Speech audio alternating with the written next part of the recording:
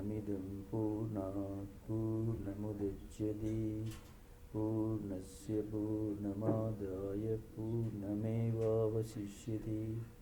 Om Shanti Shanti Shanti. Good afternoon. So we are beginning a new text. It is called Isha Upanishad.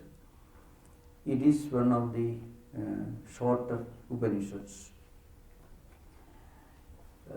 This Upanishad belongs to a branch of the Yajurveda. It's called Shukla Yajurveda or Vajasneyi Samhita. I already explained to you this particular branch of the Vedas.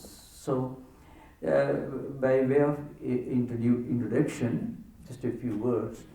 This Upanishad has got a special significance, and that's because it is not just a metaphysical work. It is considered to be a commentary on the Bhagavad Gita, or rather Bhagavad Gita could be considered to be a commentary on the Isha Upanishad.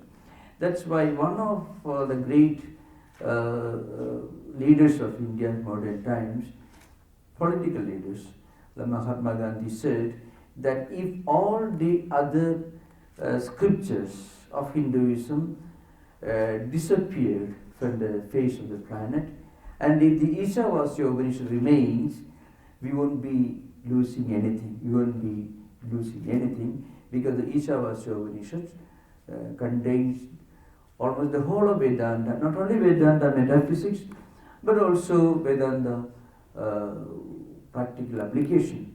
Just to drive home this idea as an introduction, the first two verses, Isha Vasimidam Sarvam Yat Kinja Jagatyan Jagat Tena Tyaktena Munchitaha Ma Kudakarsya Siddhanam Kurvan Neveha Karmani Jivishet Shatam Samaha Evam Tui Nyanyate Dosti Na Karma Lipede Nari.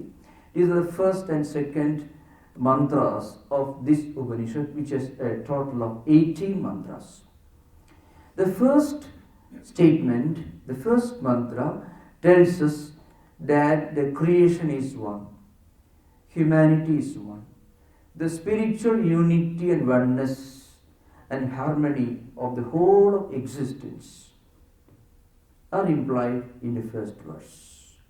And the second verse doesn't say anything very profound in terms of metaphysical teachings. The second verse tells us, so kurvanneva iha karmani jijivishet shatam samaha. So, what should we do?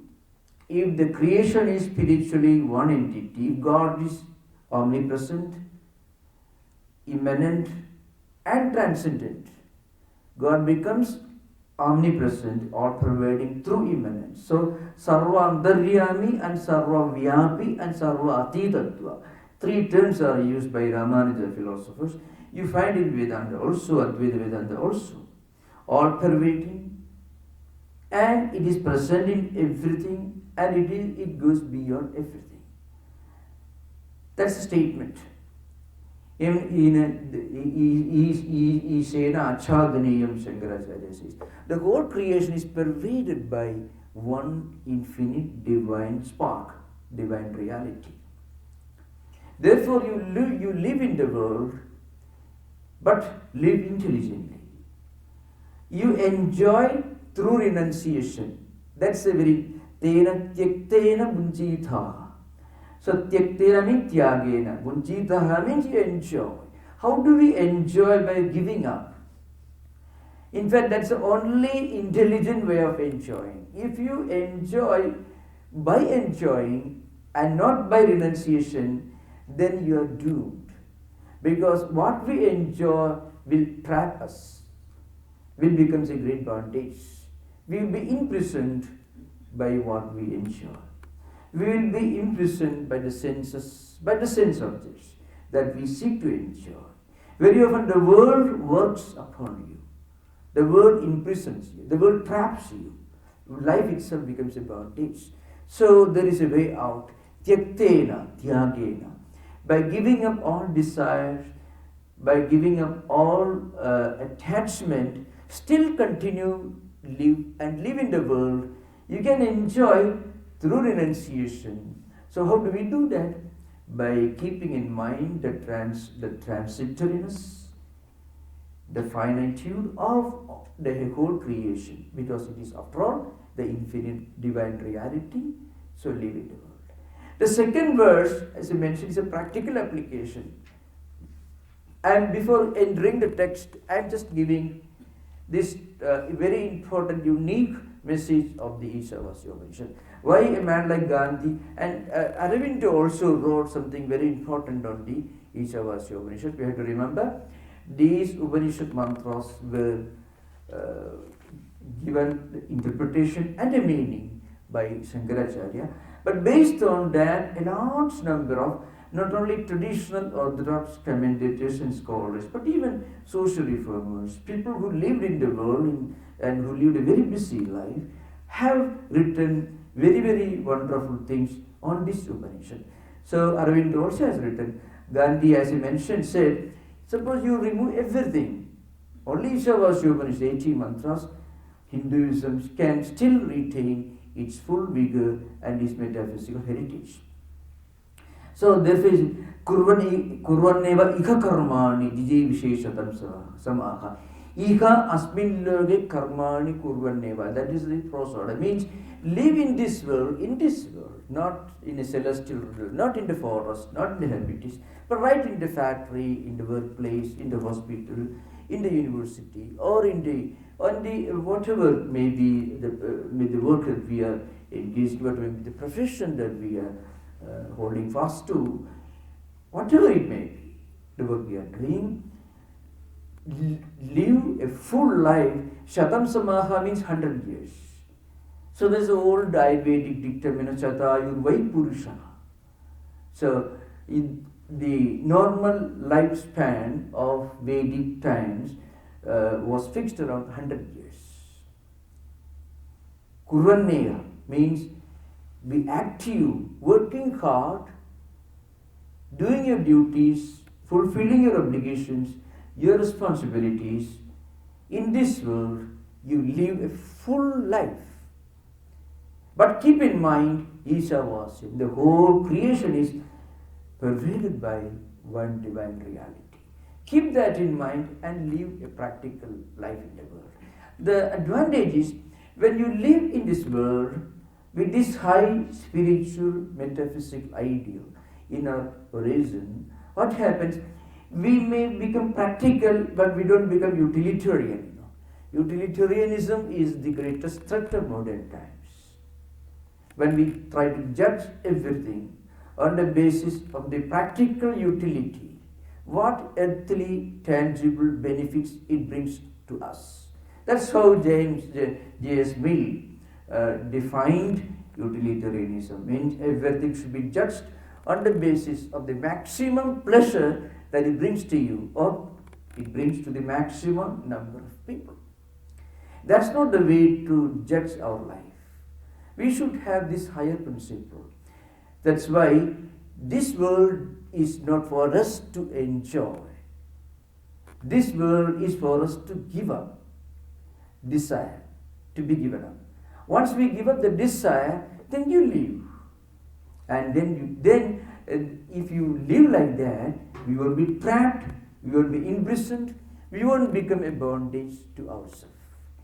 These two mantras themselves, in short, give the whole philosophy of the Upanishad. That's why this is the first of the Upanishads which Shankaracharya wrote a commentary on.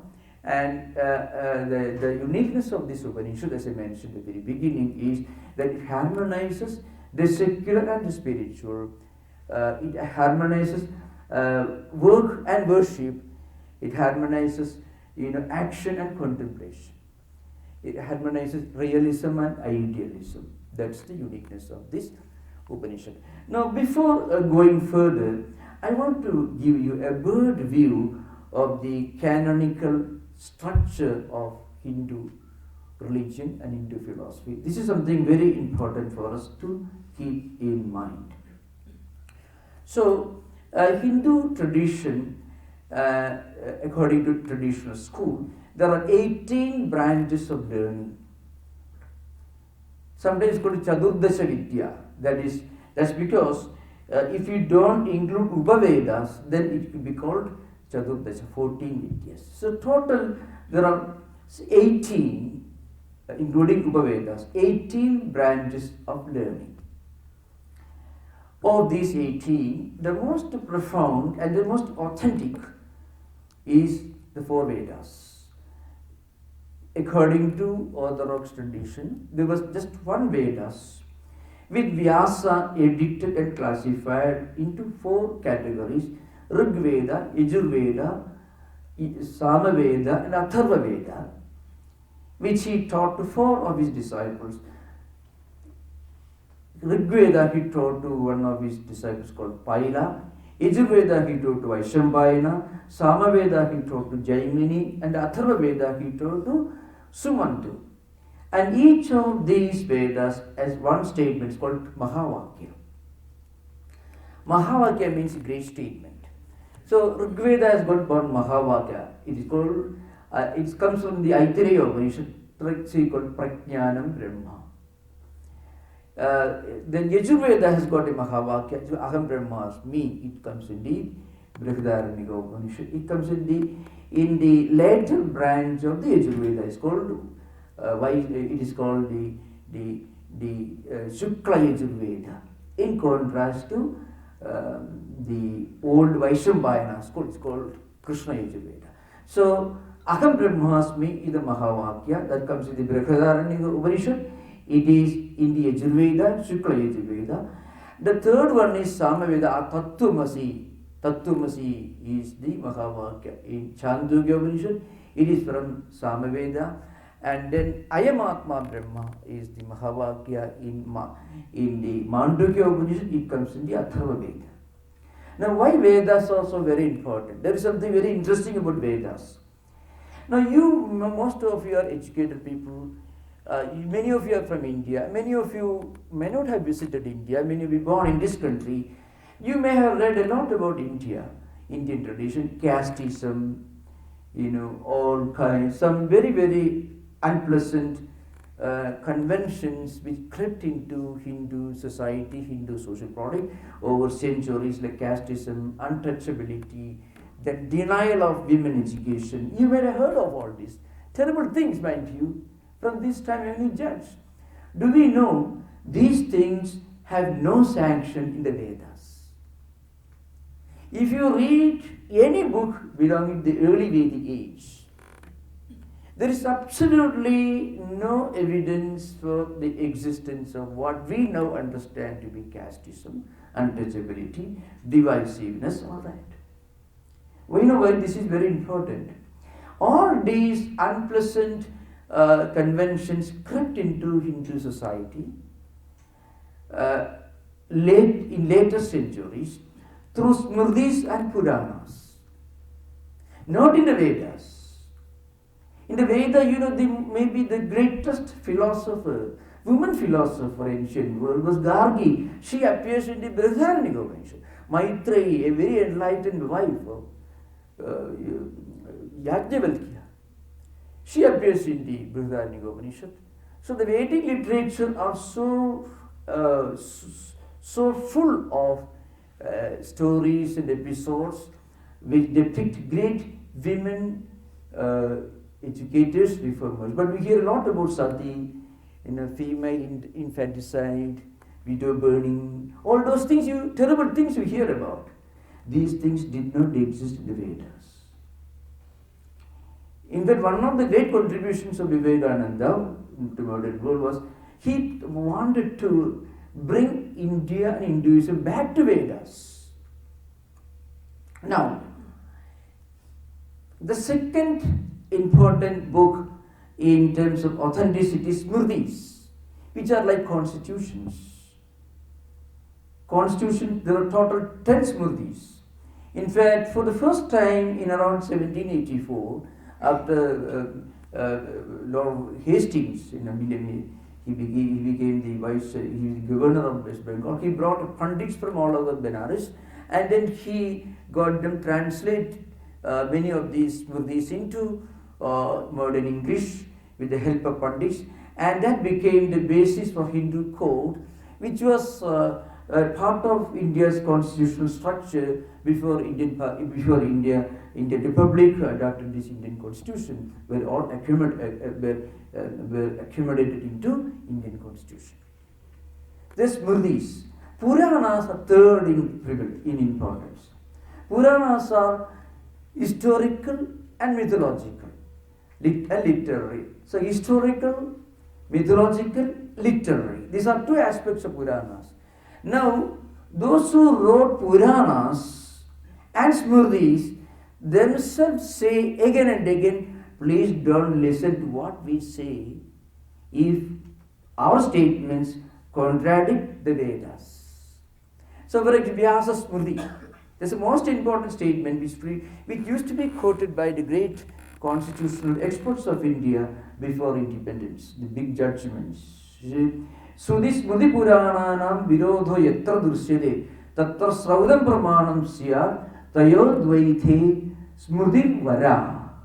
This is from Vyasa Smriti. At the beginning it's Vyasa was the one who wrote Vyasa Smriti, and also he wrote all the 18 Mahapuranas, 18 Upapuranas. Bhagavata you read is Vyasa's creation. Vishnu Purana his creation. Markandeya Purana his creation. Chandi you read during Durga Puja, it is Vyasa's creation after all. It comes in Markandeya Purana. The same Vyasa says, if what I wrote as Puranas and Smritis ever contradict the teachings of the Vedas, don't consider these teachings as of any relevance or authenticity. You uphold what the Vedas teach. That's why, Sudhi Smriti Purananam Virodho Yatadurside Tatra Saudam Pramanam Sya.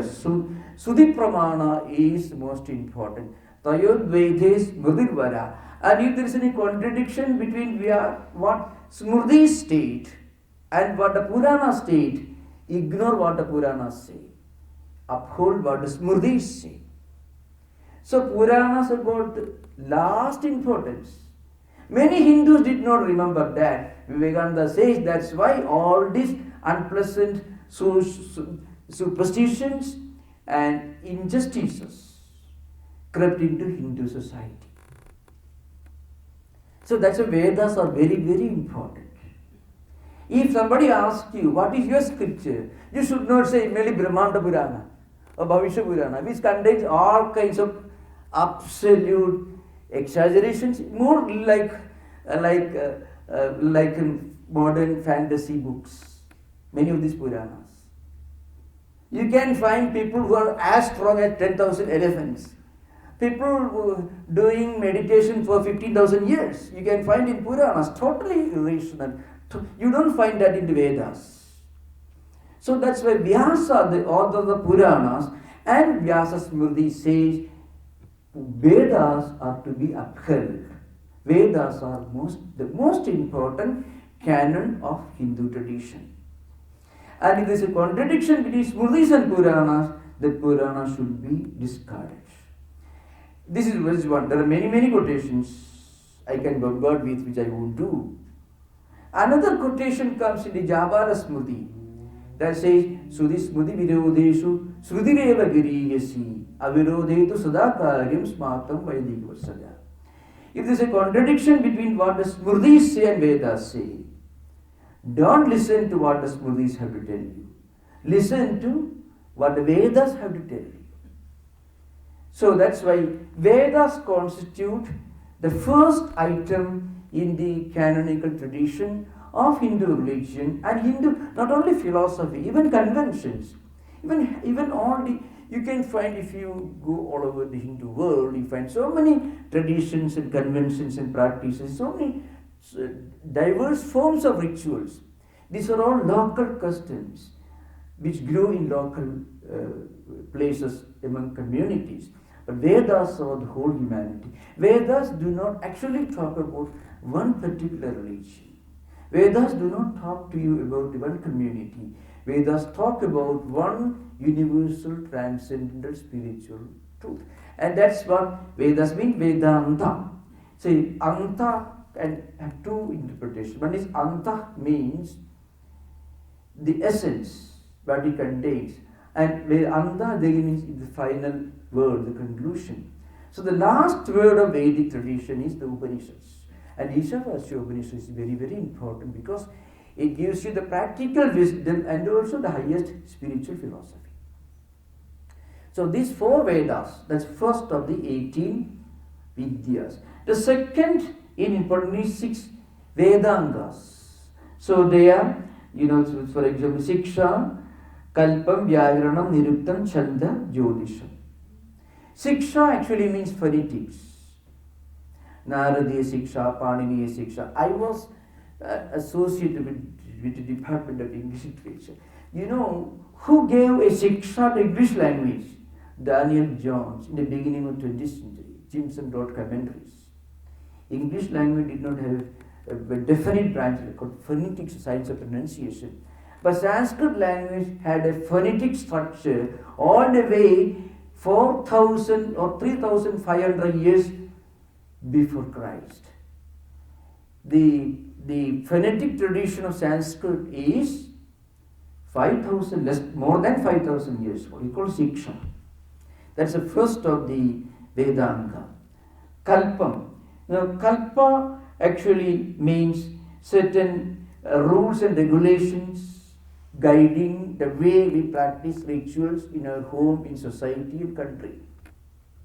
Say Grihya Sutras, Kalpa Sutras, Ashurayana Sutras, all these.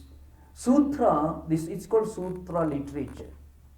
Sutra is a special word in the Sanskrit tradition. You find Panini Yoga Sutras, you find Nyaya Sutras, Vaisheshika Sutras, Sankhya, the Kabila Sankhya Sutra, which are not, of course, available right now. So Sutra means a thread or a tiny pithy statement which by itself may not imply anything unless a great teacher, a master, gives a commentary to it.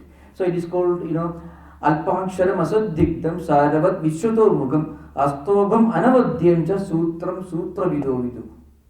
The sutra is a few words and without any doubt, completely comprehensive, vishwato mukham, and saravat, full of loaded meaning.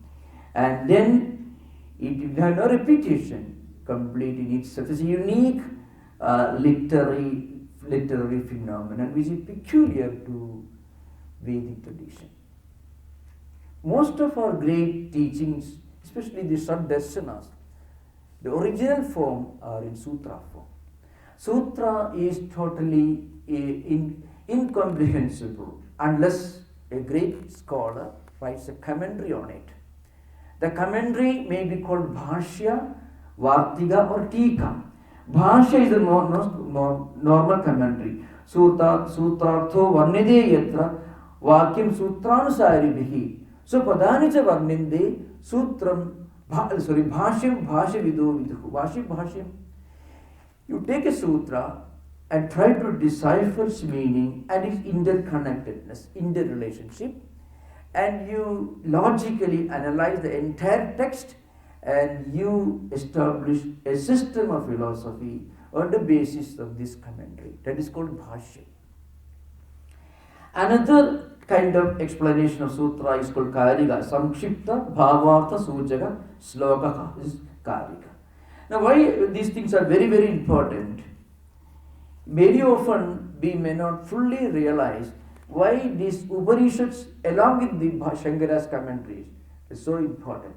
Upanishad mantras, which again are mantras coming in the Vedic tradition, never really had a meaning before Shankara appeared on the scene in 8th century AD. Many of the words that you find, especially the Brihadaranyaka, Chandogya Upanishads and Mandukya Upanishad, many of these Upanishads, their real metaphysical spiritual significance can never be understood, would not have been understood if Shankaracharya had not written commentary. All the Tattwamasi, what does it mean? You are that. What does it mean? Aham Brahmasmi, I am Brahman. It has no meaning. You read Shankara's commentary, in 9 sections, khandas. It is an elaborate text in itself, and it makes so much perfect sense. So, without Bhashya, the sutras and Upanishad mantras themselves would have remained incomprehensible. So, 4 Vedas and 6 Vedangas. So, first one is Siksha, then Kalpam, then Vyakaranam.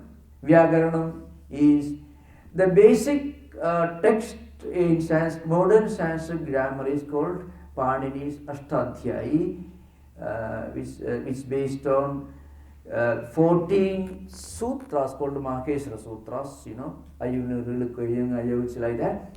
It is considered to be one of the most marvelous miracle of human intellect. It may be much more profound as an invention. It goes far beyond the scope of any modern invention in physics. See, just 14 sound systems which by themselves have no meaning. Panini has developed a unique grammatical system which is called Ashtadhyayi in 8 chapters. Before Panini, there was of course another school with the Shankaracharya, which Panini accommodated into his system. It is Shankaracharya, just one sutra by which Panini accommodated. Shankaracharya 700, more than 700 sutras into his system. Ashtadhyayi. So that's called Vyakaranam grammar. Of course, a number of commentaries came, Katyayana came, then Mahabhashya, Patanjali came, a number of other grammarians appeared later times, but it is to be understood that Panini is the exponent of Sanskrit. He is the one who systematized the structure of Sanskrit grammar. Can you ever imagine the language that you speak now or you write now in Sanskrit follow the same grammatical principles laid down by Panini 2,900 years back. That is 9th century BC. He was born in what is close to what is now Lahore in Pakistan. That's the place where he was born. Not far from there. So this man was a very wonderful man. He was essentially a great monk and an ascetic. He had decided to marry. Are you interested in the story? That shows the greatness of this structure. This man had decided to marry actually. And the marriage ceremony was fixed. And he was the most brilliant teacher of his guru. So just as ceremony was about to begin, a messenger came from his guru. And the guru had given one instruction. He was a student in Takshashila. Later he taught in Takshashila, which is again today's Pakistan, close to Lahore. So the instruction that came from the teacher was this: you don't marry. Instead, I give you this commission. You travel all over Indian subcontinent, Jambu Diva it is called, and find out all forms of grammatical and phonetical formations of Sanskrit language, and write a book to standardize Sanskrit grammar, patterns and usage of Sanskrit language, which he did. He did not enter Grihasthasrama. So this is the contribution of a great man who was a great ascetic, a great monk, Panini. So that is the story of Paniniya grammar, that is Vyakarana, and Siksha also was a great contribution of Panini. Chanta means meter. There are Gayatri, which mantra you utter, this Gayatri mantra, 24 syllables, it's called Gayatri mantra, Ushnik, Anushtup. These are all different meters. It's called Chanta. That is also one of the 6 Vedangas. And then Nirukta. Nirukta is actually the first attempt of the human mind to write a book in the form of a dictionary. Nirukta is not a dictionary, it is more of a thesaurus. For example, Devo, Dana, Vadyodana, Vadyipana, Vadyusthana, Bhavaditi. 4 meanings are given. You take whatever you want, like a thesaurus. So, Vishwanaradidi Vaishwanaraha. Like that, definitions and meaning both are given in Niruktam in 12 chapters. That is the great work of Yaska, another great saint. And then the next in line of the Vedangas, Jyotisham, is Vedic astrology. Vedic astrology has nothing superstitious about it. In fact, one of the great statements in the Hora itself is, in the Phala Vibhaga is, a great astrologer will tell you, well, this is what the stars tell, but this is not the final word. The rest of it remains with God. If you want to test whether an astrologer is genuine or not, if an astrologer tells you this is the final word, don't trust him. If an astrologer tells you this is what the stars say, but if you pray, if you practice meditation, everything is in the hands of God. So the ability to know where it stops, the ability to know the limit is the real criterion of scholarship. That's one uniqueness of Vedic astrology.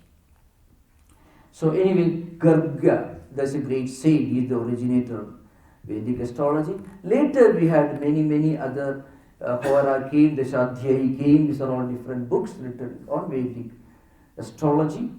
And then of course, then we have Upangas, 4 Upanga, Purana, Nyaya philosophy, Nyaya Sutra, which also include Vaisheshikas. Puranas are attributed to Vyasa, Nyaya is attributed to Gautama, and Vaisheshika is attributed to Kanada. Then Mimamsa, of course, the Acharya is Jaimini, and then Dharma Shastra. There are many authors in Dharma Shastra tradition. Then 4 Upavedas, Ayurveda, that is Charaka, Susruta and others, and Dhanurveda, Parashurama, Vishwamitra, etc.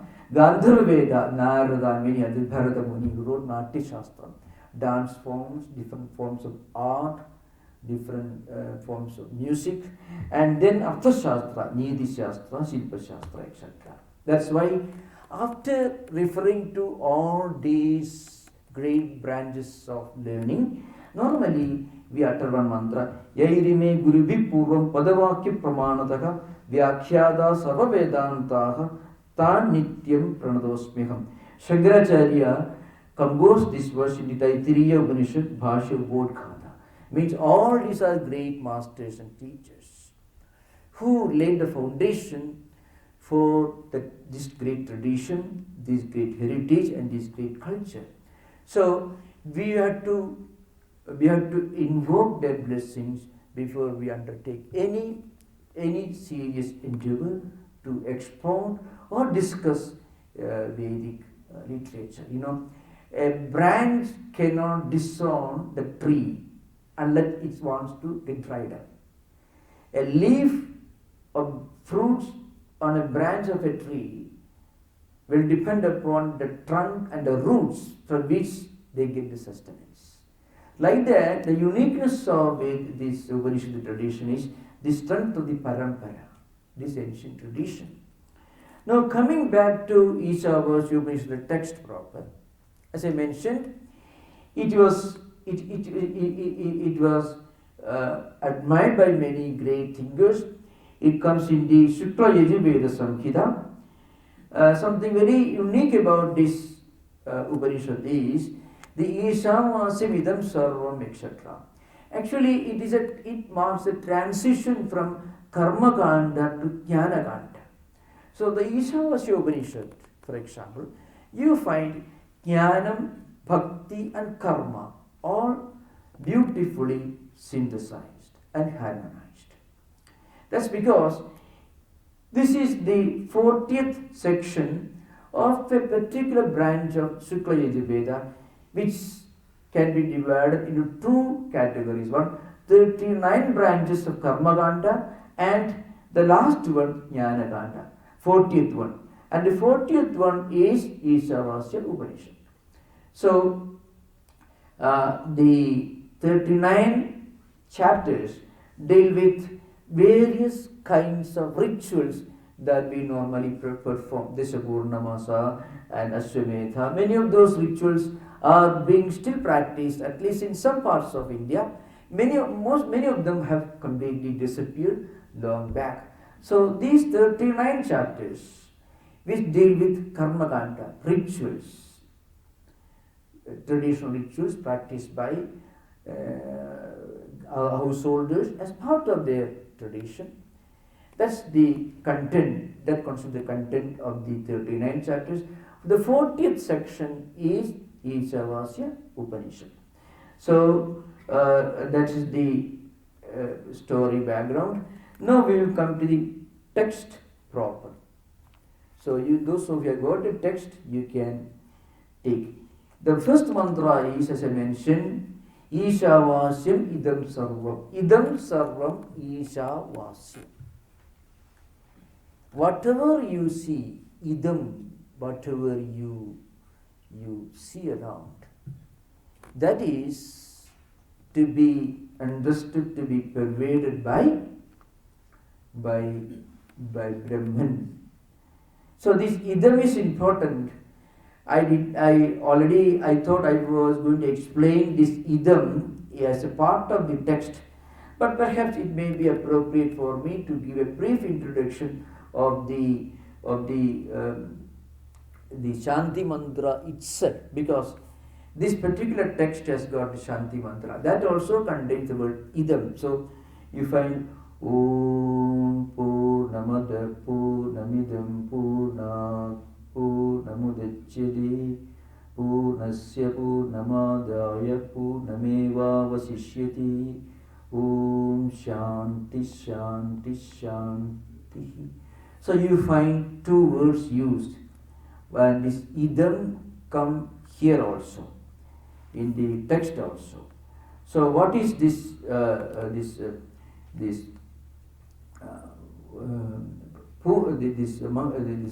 Shanti Pada? That's what we have to explain in brief.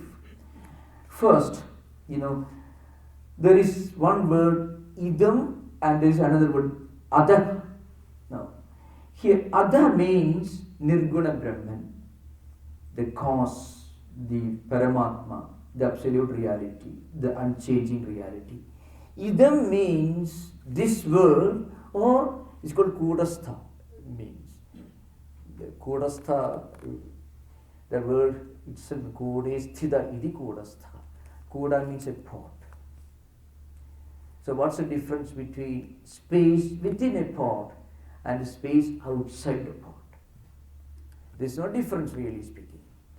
But when we consider the shape and the size and the substance of the pot, we may perhaps misunderstand that there's a difference between the space outside and the space within the pot. But that's only imagination. When you break the pot, which can be easily broken, you understand that there is no real difference between the Ghatakasha, I mean the space within the Ghata and the space outside. This Jiva, this Antakarana, or what you call this Sukshma Sharira, Mana, Buddhi, Chitta, Ahankara, then 5 Panchajnanendriyas, Panchakarmendriyas, Panchapranas, and Panchamahabhutas, and these constitute a reflecting medium, a mirror, through which the Atman reflects, or it represents a Ghata, within which the space appears to be limited, only appears, not really limited. The difference between Vishishtadvaita and Advaita is, Vishishtadvaita tells you God actually becomes the world and becomes the jivas. It's called Brahma Parinamavada. There are two types of Parinamavadas in Vedanta, which part of, I shall try to explain this part of the Satkaryavada. It's a bit logical. Do you think that this discussion, should I stop and go back to text? It's a bit technical. Okay, you find in Vedantic Indian philosophy, there are different approaches. One is Satkaryavada, the other is Asatkaryavada. Satkaryavada implies that karya or effect pre-exist in karana. For example, the pot pre-exists in the clay, or the golden ornaments pre-exist in gold. How do we understand? You remove all the gold from the golden ornaments, there is no ornament. You remove all the fiber or the thread from your cloth also disappears. You remove all the clay from the clay pot also disappears. So there is no existence for the clay pot independent of the clay out of which it is made. Of course, in Greek logic also, it is called, the pot maker is called efficient cause, nimitta karana. The clay is the material cause, is called ubadana karana. In Vedanta, both the ubadana karana, material cause, and also nimitta karana, the efficient cause, are the same. So, as I mentioned, there are two fundamental streams. One is Satkaryavada, the other is Asatkaryavada. Satkaryavada says that the effect, the karya, pre-exists in karana, in cause. Asatkaryavada says that every effect is an independent creation. It has its own ontological independent identity, independent of the cause. For example, if somebody tells you a clay pot as an independent ontological reality, independent of, free from the clay, Vedantis would accept it. But Nyaya Vaisheshika thinkers, they believe that every effect is a new creation. So they call Arambhavada. It's called Arambhavada. Everything begins.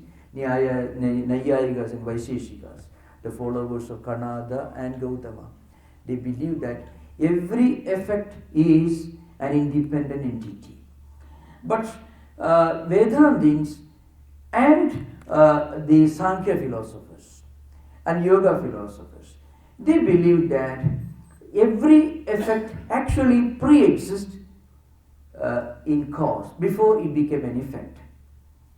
So, but to give an example, as I already gave the example, the golden ornaments pre-exist in gold. You bring gold and then you give it a gold jewelry, somebody who manufactures golden ornaments, and he's the nimitta karana, and he may make use of a lot of instruments called the sahakari karana. He may use ubadana karana, that is the material cause the gold itself, and you get golden ornaments. So you cannot remove gold from golden ornaments without destroying the golden ornaments. They exist together. The cause actually it contains the effect. Now, the Satkaryavada itself has got two main branches.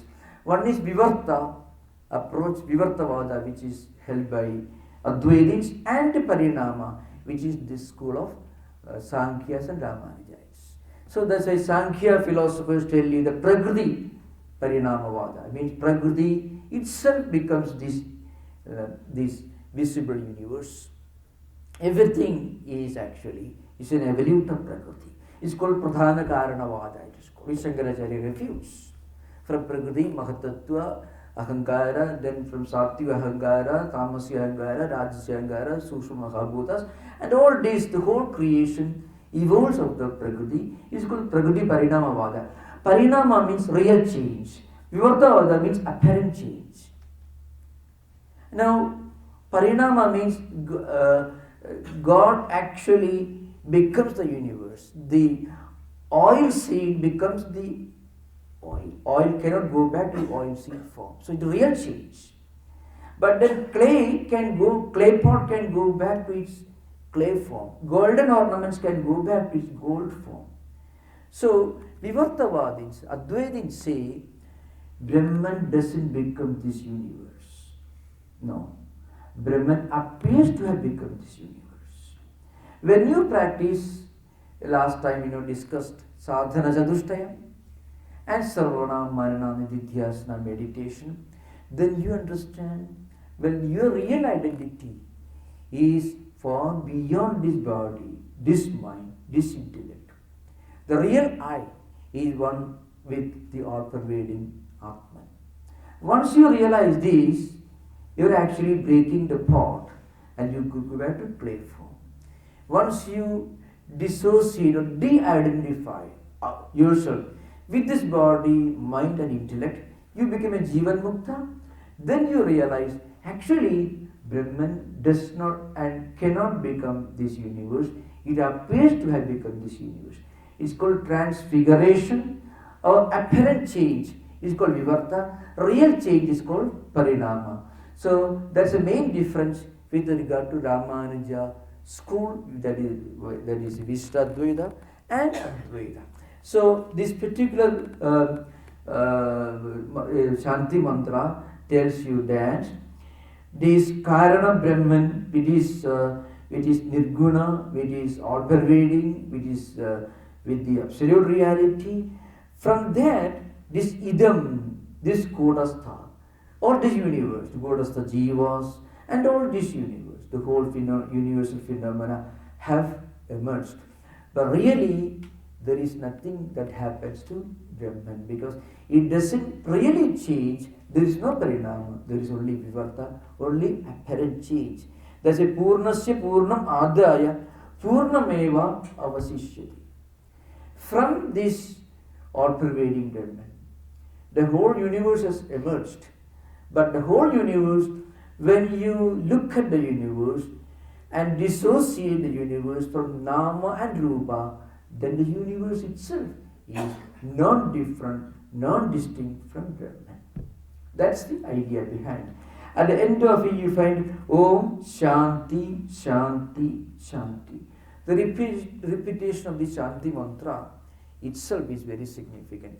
These Shanti mantras are recommended for different Upanishads, and also depends upon the particular Shaka.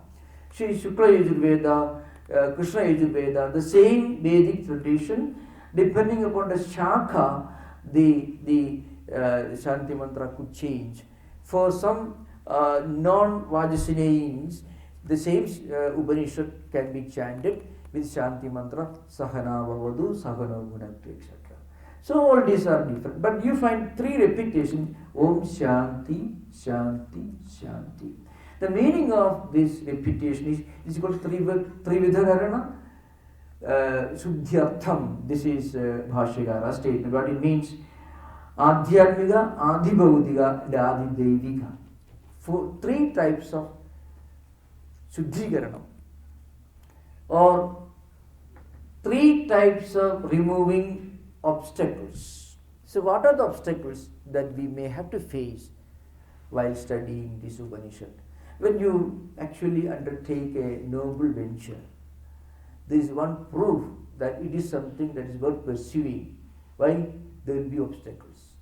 If you have no obstacle anywhere along the road, that journey is not worth taking up. If anything is too smooth, it is not worth the effort. That's why the Bhashyakara, Sayana, in his commentary, in the Vedic commentary, says the Shanti mantra itself is meant to help you for the Trividkarana Shuddhyartham. Because there should be obstacles. Obstacles are the green light that you are on the right track.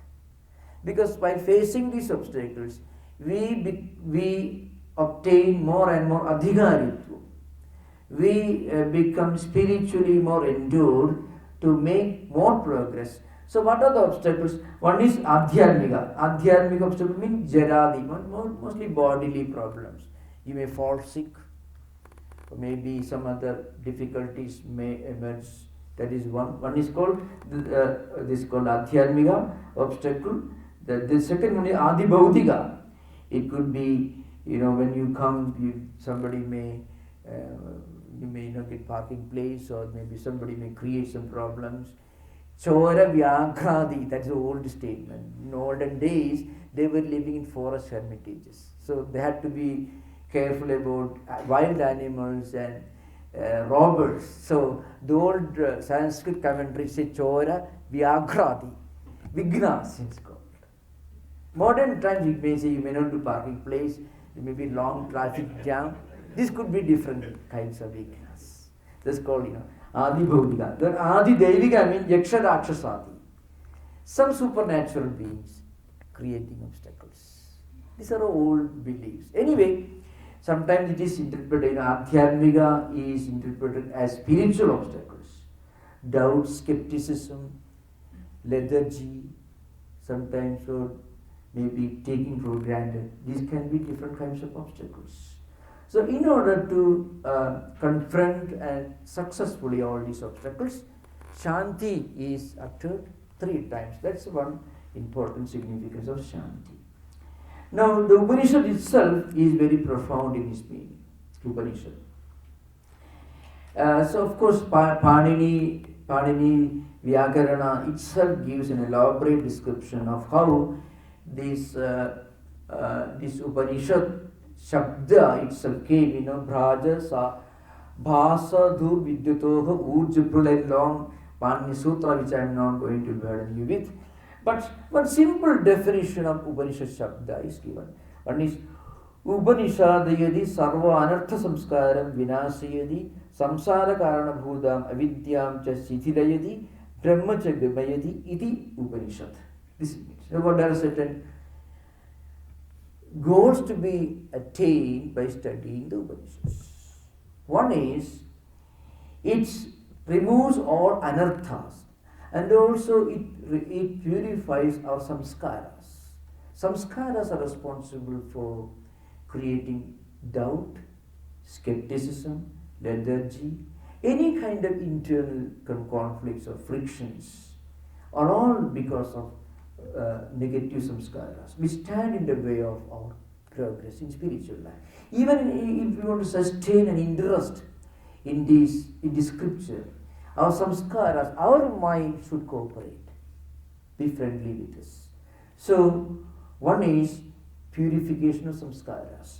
Then sarva anartha samskaram vinasayadi, all negativity in the form of negative samskaras are completely destroyed. And then it helps you to cross the ocean of samsara, means going beyond the cyclic rotation of birth, life, death and rebirth. So, and then it helps you, brahmacha gamayati, it helps you to attain brahmajnana. These are the important goals of studying this Upanishad. Because in the ancient tradition, when you take up any book for study, and this is very important, there are 6 important criteria that are normally emphasized. It's called Shadvidha Lingani. So Upakrama Upasamkhara Abhyasa Apurvada Phalam Arthavadu Upapaticha Lingam Talparya Nirnay, called Shadvidha Talparya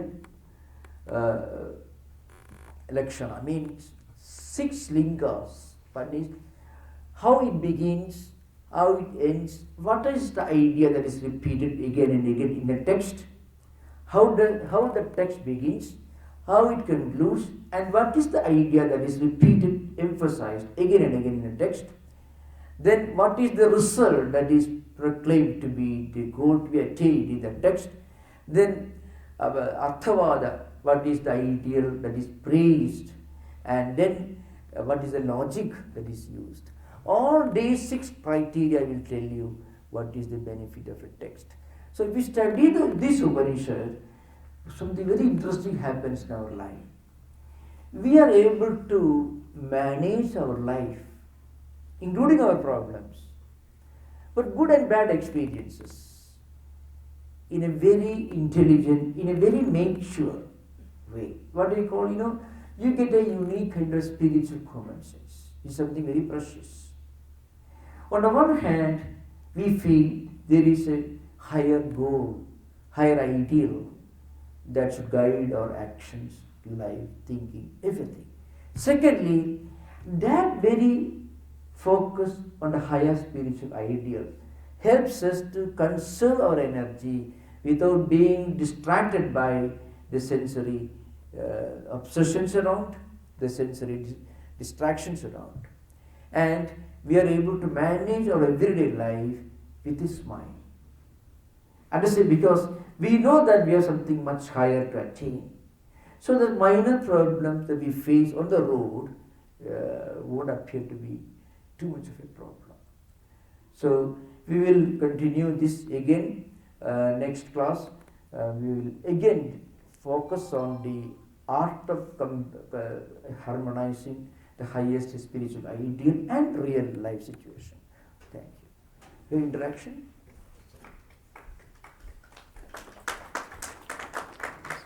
We are good. There are there's a community which identifies themselves as smartas. Smartas. So can you shed some light on that? They actually follow the Smarta tradition in the Shodasa Samskaras. Many of the Shodasa Samskaras, not only Shodasa, altogether there are 40 Samskaras for people who practice it in Vedic traditions, because that include a lot more other rituals other than the minimum 16 Samskaras. So they follow certain Smriti tradition. Smriti tradition is not in contrast to Shruti tradition. Smritis are meant to help you to practice Shruti tradition in the social and family setting. Or Smritis are just guidelines to practice Srauda karma, Srauda cultures, etc. So they still hold the Shruti as supreme. Yeah, that's true. Sivaric Shraddha is not a Srauda karma, it is Smarta karma. But Vivaha is a Srauda karma. Upanayana is a Srauda karma.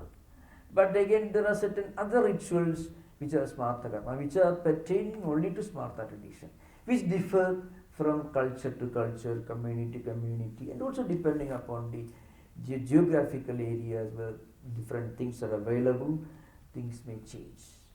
But the fundamental, the foundation is Sruti itself.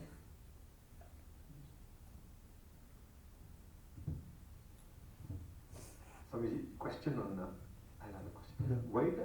What is the significance of this Shanti mantra for each of the Dasha Upanishads? Oh yeah, no. First of all, in each of these Vedas, there are different Shanti mantras meant. Shanti mantras used to be repeated by the students and teachers of the certain Upanishads and Veda Shakhas,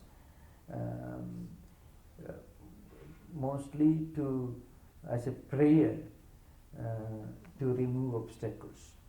Shanti mantras may differ depending upon the Shakha. The same Vajasineyi Samhita, when taught in some other tradition, will have a different Shanti mantra. So, as I mentioned, Adhyatmika, Adibauddhika and Adidevika.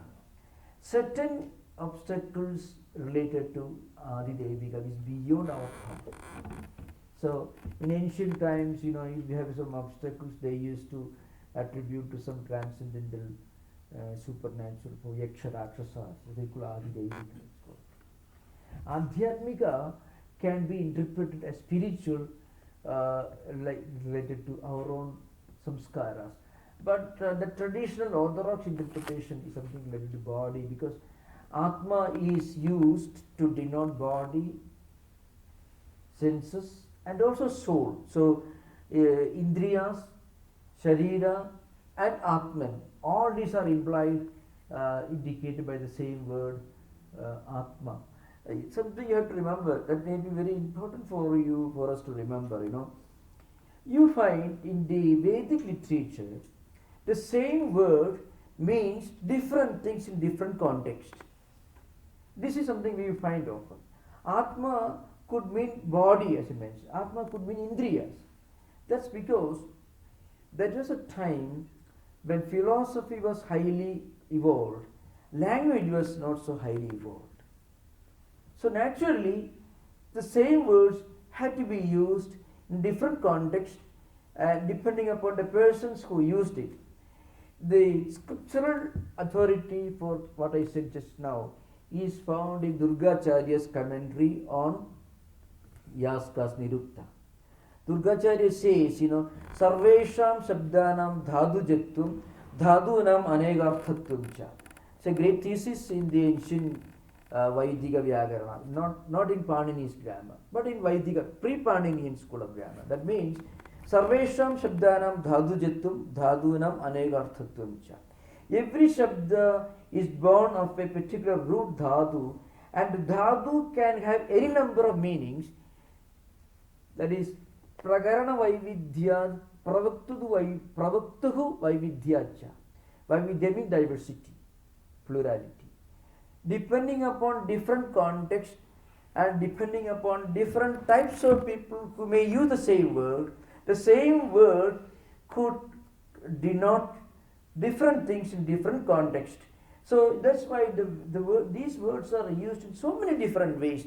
That's why the glory of Shankaracharya is he wrote a commentary, 10 commentaries on this Upanishad, and what he did, he defined, he clarified why in this particular context the word Atma should mean this and not that. If such a master mind had not written commentaries on the Upanishad, we would have nothing to boast of in philosophy, in metaphysics, or culture. You have to remember, the Vedic Shabdas that we are reading and talking about the philosophy and Upanishads, these Vedic Shabdas were used by Mimamsakas during pre-Shankarite periods. Kumarila Bhatta, Prabhagara, Mahidhara, many others actually wrote their own explanations and descriptions of the meaning of many of these mantras. But the meaning they gave were not very philosophical.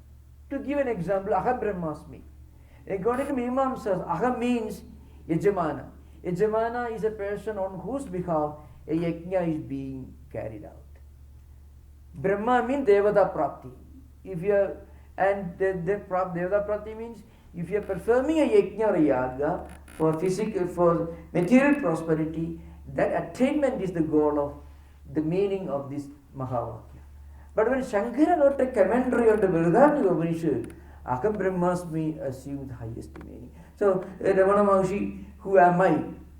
Actually, that's called Aham Brahmasmi. That profound meaning was actually imposed upon the Vedic Shabdas by Shankaracharya. If you have not written a commentary, even Gita, how many of us know? Bhagavad Gita is not the most profound among the different Gitas. Vyadha Gita is actually philosophically much more sublime than Bhagavad Gita. Vyadha Gita comes in Mahabharata. Mahabharata has got so many Uttara Gita, Vyadha Gita, many other Gitas. Uddhava Gita is there in Bhagavad Purana. But when Shankaracharya wrote a commentary on Bhagavad Gita, it became world classic. Source of the Upanishads. So that's why, of course, your question is this, Upanishad Shabdas or Vaidika Shabdas have got different meaning in different contexts. That's why Durgacharya, who wrote a commentary on Yaska's Nirukta, says that is Pravaktuhu Vaividyat and Prakarana Vaividyat. Pravaktuhu Vaividya means depending upon the type of person who is using that word. Prakarana Vaividya means the context in which it is used. The word could mean different things. We are talking about an age in which philosophy was so highly developed and language was still in its infancy. Now, where language is so evolved, philosophy is zero. That's why about small, petty, totally laughable things, you can write big volumes. That's what is happening now.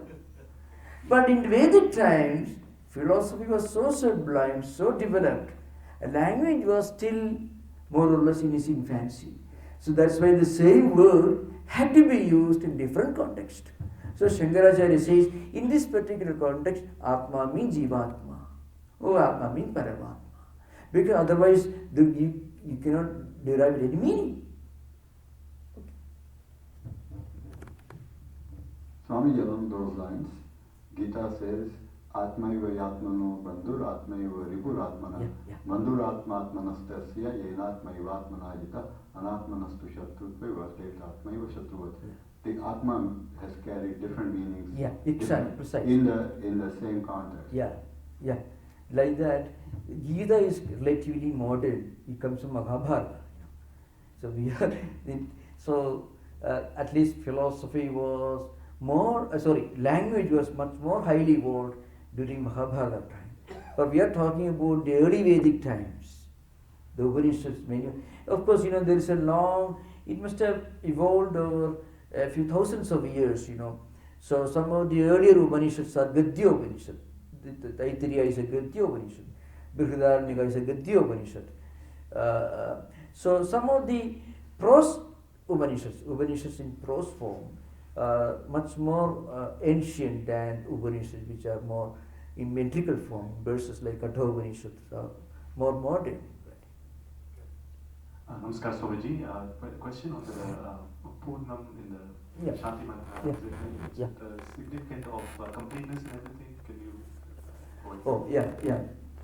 Now the point is this all-pervading universal reality Brahman, which is Nirguna, Nirakara, that's everything.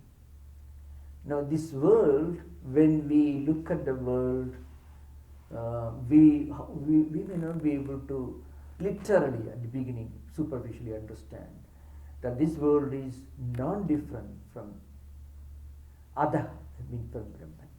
How does it make sense? We already made it clear in last Tattwamasi Mahavakya Vichara. So I shall try to explain once more. So Tattwamasi, Tat here is other, and Tvam literally means anything other than Brahman. So as it means identity, Tadatya. Now once we look at the universe, once we can think of this universe, minus is diversity in terms of Nama and Rupa. What is the universe? This universe is not different from Brahman. Brahma Satyam Jagat Mithya is philosophy. Brahma Satyam Jagat Satyam is experience at the highest level. Shankaracharya himself says at the end of this Chatusutra Bhashya, Brahma Satyam Jagat Mithya is a few steps below the real experience of Brahma Satyam. When you really experience, then there is no Jagat to be discarded as Mithya. Because Jagat as Jagat is nothing but Nama Rupa. Nama Rupa are changing. Brahman is unchanging. So when you look at the whole thing from the highest absolutistic paramarthika point of view, there is no Jagat for you to consider to be Mithya. You know what Mithya is? Mithya is something that you may consider to be real till you realize that it is not real. Mithya is not absolute non-existence. We never talk about something which is totally non-existent. We cannot deny and we need not affirm anything which is totally real or totally unreal. As Shankaracharya makes a statement, say, prasaktasya ko nishedha, prasaktasya ka prastava. Aprasaktasya ko nishedha, aprasaktasya ka prastava. It means, what is obvious to you, you don't make a statement. You don't say, I am now in milpitas. You don't make a big statement. There's no need. And you cannot deny that you are in milpitas. So no nishedha, no prastava. And something which is totally unrealistic, you don't make a statement. It is impossible. And you don't have to deny either. So what do we make statements about in terms of nishedha or prastava? Only about things about which we may have some doubt. You may have some doubt, vacha rampanam vikaro namadheya murtigatyeva satyam, the Chandogya says, There are different pots and pans made of the same clay. Somebody may tell you, oh, clay is different from these pots and pans. I don't drink water with clay. I can drink water only with a clay pot or clay cup. So a clay pot is different from a cup made of clay. That statement has some relevance in the Madhva Siddhanta. That's true. Panchabheda Siddhanta, they believe Madhvas. So there is eternal difference between Ishvara and Jiva, and the difference between Ishvara and Jagat, difference between Jagat and Jiva, and there is internal difference between different Jivas, and this internal difference between different things within Jagat. So Panchabheda Siddhanta. So every pot is different from each other pot. So like that, but Vedanta, Advaita Vedanta tells you, Vajarampanam Vikaro Namadheyam. All these names and forms are changes only. Vikara. That means that what is changing, what is coming and going, we don't count. We count only what remains unchanged, stable, everlasting. That is clay only. So, when you look at the world and you don't think about you don't count these changeable things, nama, rupa, vaividhya, diversity, then this world is not different from them. At the philosophical level, you say Jagat Mithya. At the experience level, there is no Jagat to be considered to be Mithya. Jagat doesn't exist. But that's only experience level.